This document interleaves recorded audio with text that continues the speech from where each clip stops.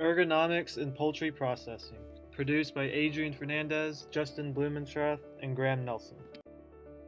Poultry processing is defined as the conversion of live poultry, or chicken, into poultry products available for human consumption. The United States has the largest poultry industry in the world.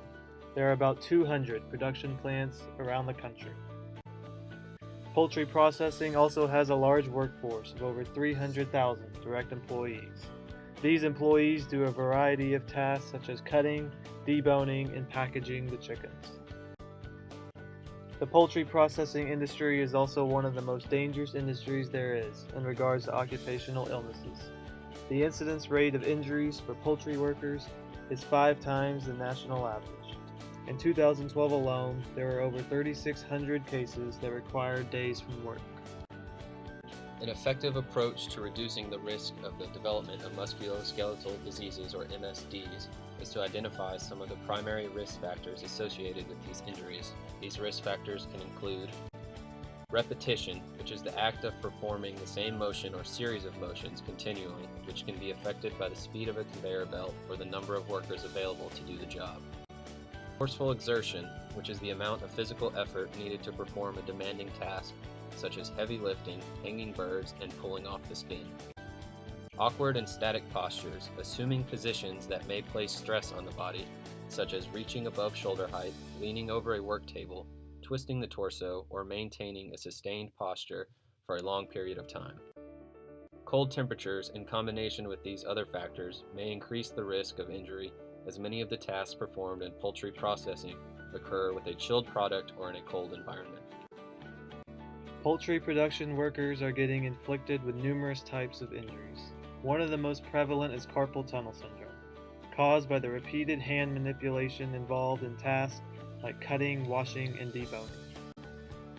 Shoulder injuries are very common because of the awkward postures needed for cutting, and other musculoskeletal injuries occur as a result of accidents with heavy machinery and falls on the slippery floors due to constant spraying of birds and cleaning.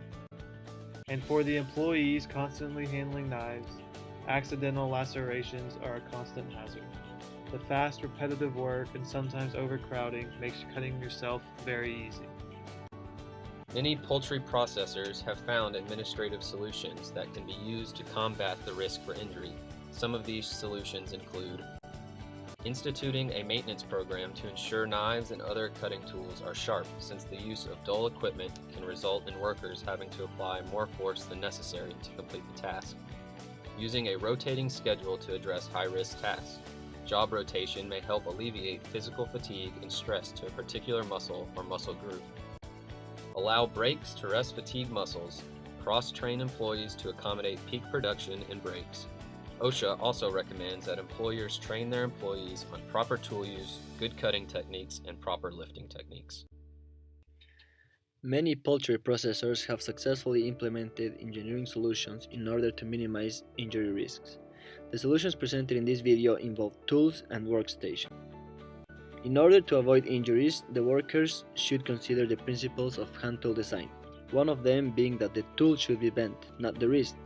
This helps keep the hand perpendicular to the line of work in order to avoid awkward wrist positions. The handle should also be designed and selected to avoid tissue compression stress. This means that the handle should extend across the entire hand.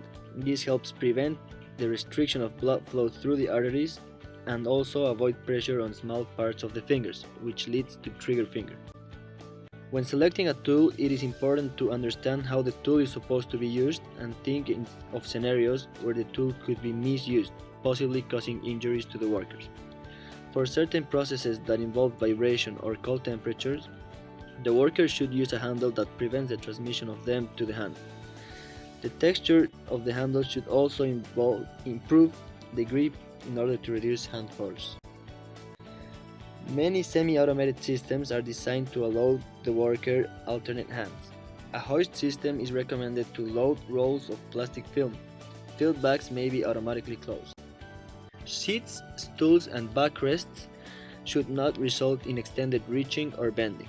Chairs should be adjustable to accommodate for tasks and the size of the worker.